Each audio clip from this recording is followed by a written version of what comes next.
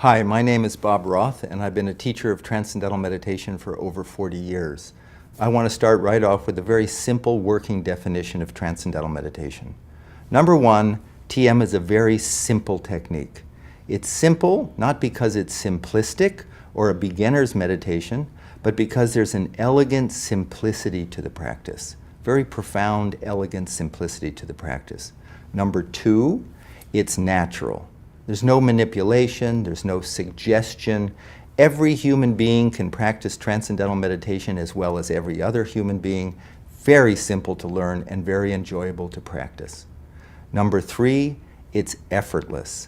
Effortless in contrast to many other meditation techniques which involve concentration or control of the mind, trying to clear the mind of thoughts. This is completely effortless, as we'll see in a few moments. It's practiced 20 minutes twice a day, sitting comfortably in a chair with your eyes closed. It can be done, on a train. It can be done on an airplane. It can be done in a car if someone else is driving. But it can be it's just done sitting comfortably. It's a silent technique with your eyes closed. And this is what it's not. It's not a philosophy. I have no philosophy for you. When you learn Transcendental Meditation, no one's going to give you a TM philosophy of life. There's no philosophy whatsoever. It doesn't involve any change in lifestyle. You don't change your diet or anything. And the third thing is there's nothing to believe in. I want to emphasize that because sometimes people think, oh, when I learn to meditate, I have to believe in it for it to work. You can be 100% skeptical and the technique works just as well, the benefits are just as profound, as if you went into this thing thinking, oh, I believe in meditation, it's going to work. So there's no belief whatsoever. So to understand what Transcendental Meditation is, and to understand how it compares to other forms of meditation or self-development, I like to use the metaphor or the analogy of an ocean. You're on a small boat, you're in the middle of the ocean, out in the middle of the ocean, and all of a sudden you get these huge swells, these huge 40, 60 foot high waves, and you could think, oh my God, the whole ocean is in upheaval. Well, not really, because if you do a cross-section of the ocean, you see these little 40 foot high waves, and the ocean is like, in reality, a mile deep, and the ocean is active on the surface, but at the depth of the ocean, it is naturally silent. That's the nature of the ocean, active on the surface, silent at its depth. And the analogy is our mind. The surface of our mind is the active thinking mind. All the things that we're thinking about all during the day. It's like the waves on the surface of the ocean. And I like to call it the gotta mind. I gotta do this, and I gotta do that, and I gotta call him, and I gotta call her, and I gotta make a list, and I gotta find the list, and I gotta make a new list, and I gotta get going, and I gotta slow down, and I gotta get to sleep, and I gotta wake up. I'm sure everybody's had a gotta mind at some point. And there's a natural inclination, a natural desire to have some inner calm, some inner clarity, some inner focus, some inner inspiration, some inner peace, some inner happiness. Natural. And the operative word there is inner. And the question is, where is that inner, and how do we get there? Deep within every human being, deep within all of us, is a level of the mind that is already calm, already settled, already wide awake.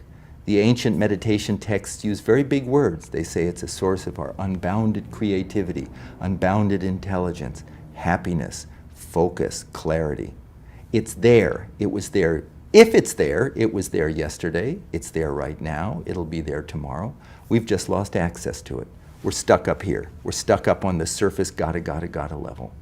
And Transcendental Meditation is a simple, natural, effortless technique that allows the active thinking mind to just, all of it, to just settle down and experience quieter levels of thought and quieter levels of thought, and then experience what has been called the source of thought, or the unified field of consciousness, or transcendent level of the mind, pure consciousness.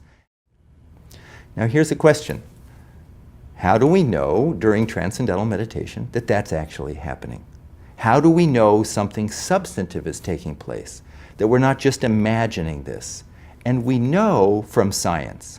And why do we know from science? Because we know from science mind and body are not just interconnected. In many regards, mind and body are basically one.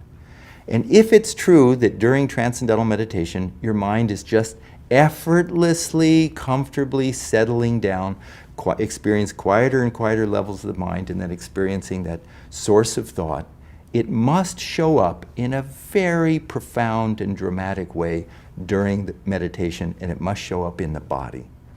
Basically, what the research shows is that during transcendental meditation, your body gains a state of rest and relaxation, and what that deep rest does, it allows the buildup of stress, fatigue, tension, anxiety to be dissolved.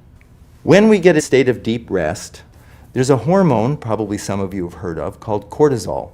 Cortisol is secreted by the adrenal glands, which sit on the kidneys, when we're anxious. So when we're anxious, the body secretes cortisol, and then we secrete cortisol, we feel more anxious. It becomes this vicious cycle. Then we feel more anxious, more cortisol, more anxious, more cortisol. We get a good night's sleep, cortisol levels drop a bit. That's why we wake up feeling fresher in the morning. Research shows that 20 minutes of transcendental meditation, cortisol levels drop 30%. It's a significant reduction in this anxiety hormone. Serotonin levels, a neurotransmitter, which are so-called the happiness neurotransmitter. There's an increase in serotonin. There's an increase in another hormone called prolactin, which is present when there's a feeling of well-being.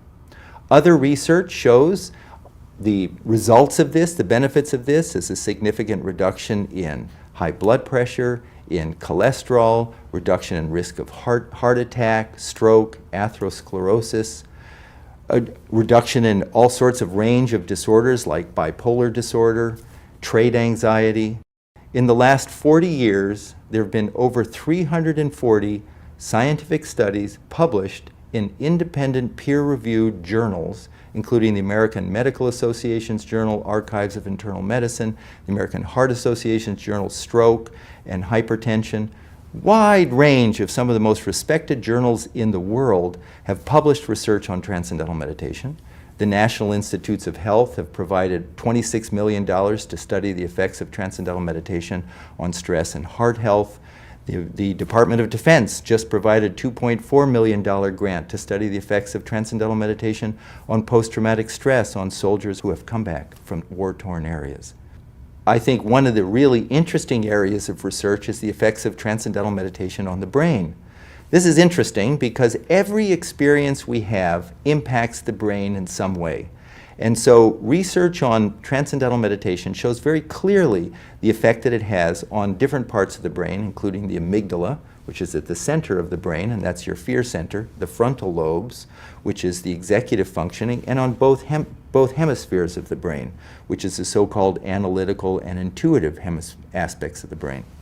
And what they find is, what the research shows, is that during transcendental meditation, there's a strengthening of the connections between the frontal lobe and the back of the brain. This is important because the frontal lobes govern decision-making, planning, judgment, problem-solving, sense of self, ethical reasoning.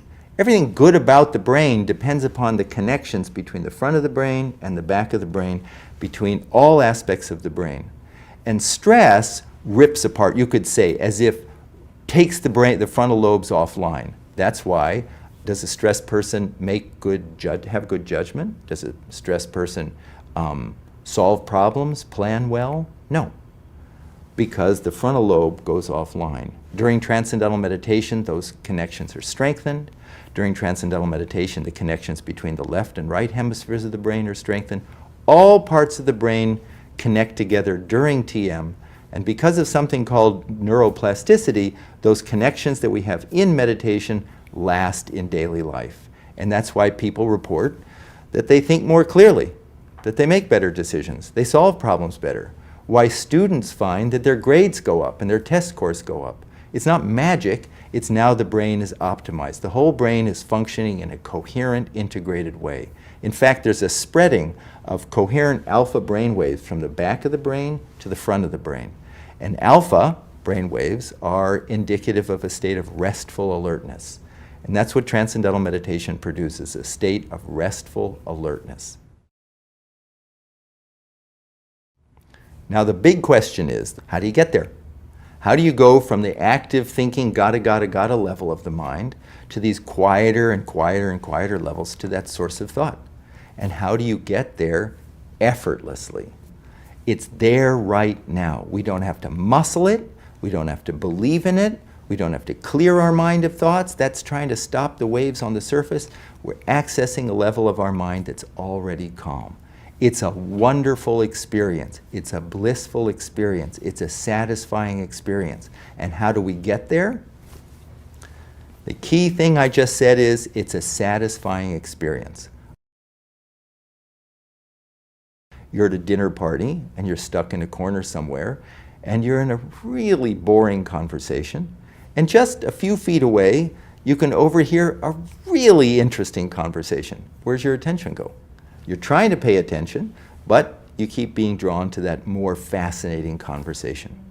The natural tendency of the human mind to be drawn towards some field, something more satisfying.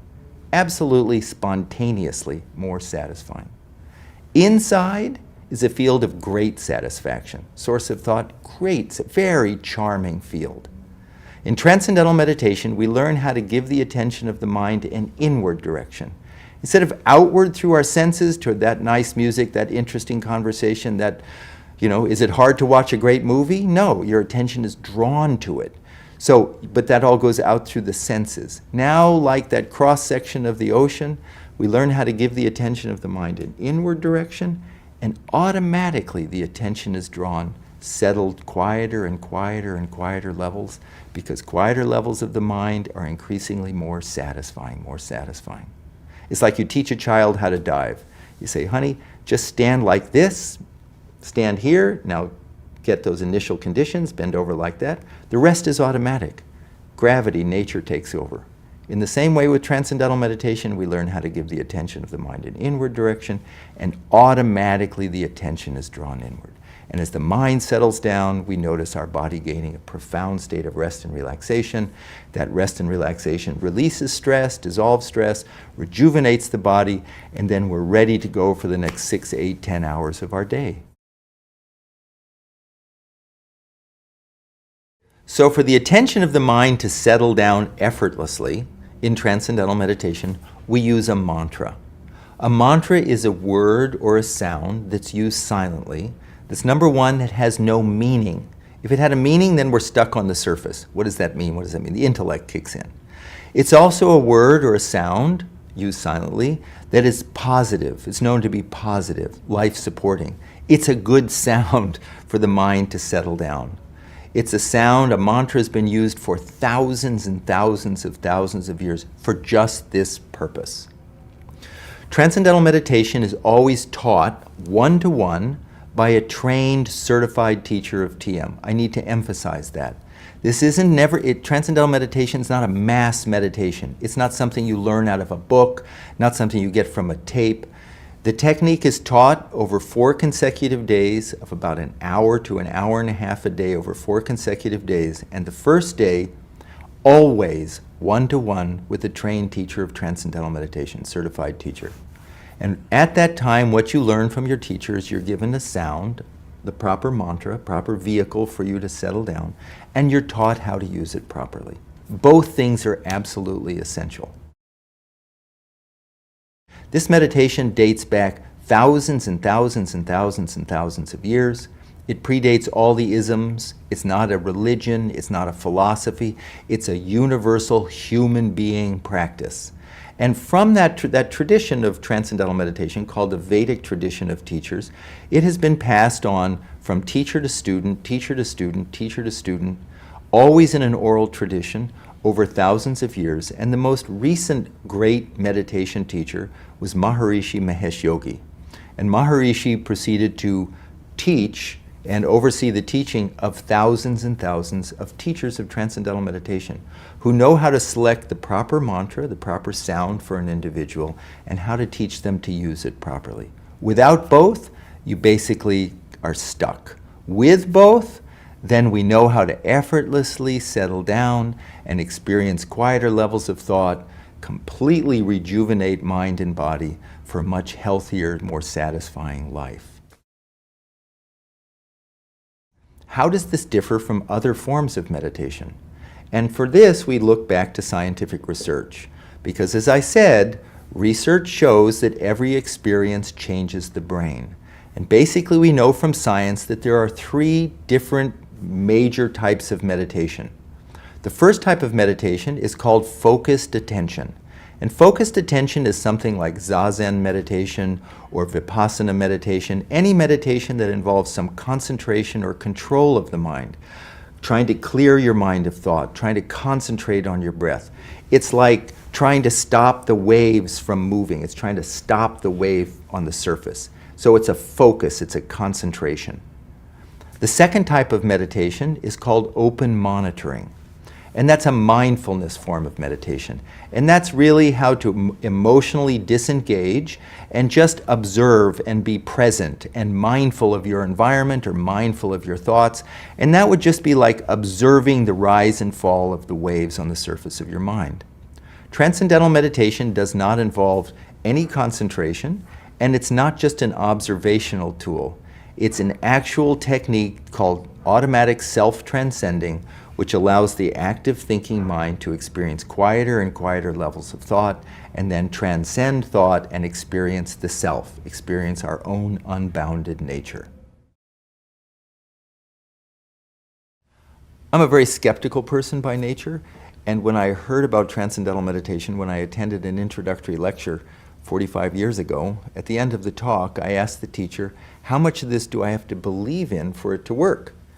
Because I didn't want to have to believe in anything. And the teacher told me that I could be 100% skeptical and the technique would work just fine. Now, she didn't have a cell phone, but she did have a pen, and she said, you don't have to believe in gravity. As a matter of fact, you can think Newton's laws of gravity is a complete joke, but if you drop, in this case, a cell phone, the phone falls. In the same way, we don't have to believe in anything to practice transcendental meditation and to gain the benefits. And that's because we are hardwired for the experience. It is a mechanism, it's who we are. Transcendental meditation is just a simple, natural, effortless technique to give access to that calm, silent level of the mind that is always there, but is overshadowed because of the constant noise, crazy of the day. So there's no change in lifestyle, there's nothing to believe in, there's no philosophy. It's just a simple, natural, effortless technique that once learned, you carry with you for the rest of your life.